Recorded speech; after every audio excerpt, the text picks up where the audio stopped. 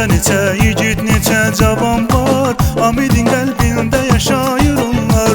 Qara xanım, qara çuğum, bulğanım, Sənsən əzil, sənsən məkanım mənim. Səndə neçə yigit, neçə cavan var, Amidin qəlbində yaşayır onlar. Çəkiləndə qoşa bunların adı, tarixə salır mərd oğullarım. Qoşadı hər zaman, qoşadı bunlar. Qara xanım, qara çuğum, bulğanım, çəkiləndə qoşa bunların adı, tarixə salır mərd oğullarım. Qoşadı hər zaman, qoşadı bunlar. Qara xanım, qara çuğum, bulğanım, qara çuğum, qara xanım, bulğanım.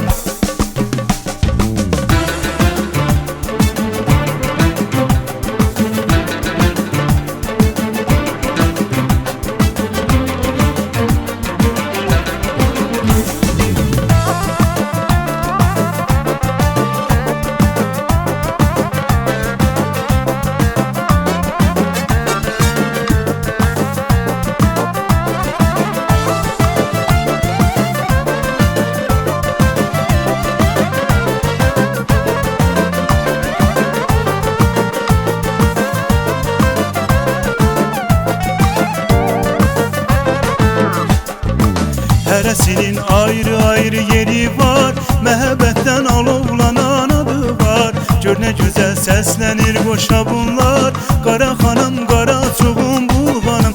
Hərəsinin ayrı-ayrı yeri var, məhəbbətdən alovlanan adı var. Gör nə gözəl səslənir qoşa bunlar, qara xanım, qara çuğum, bulğanım. Amid bu sözləri sinədən yazır, vətənə bağlılığı babadan qalır.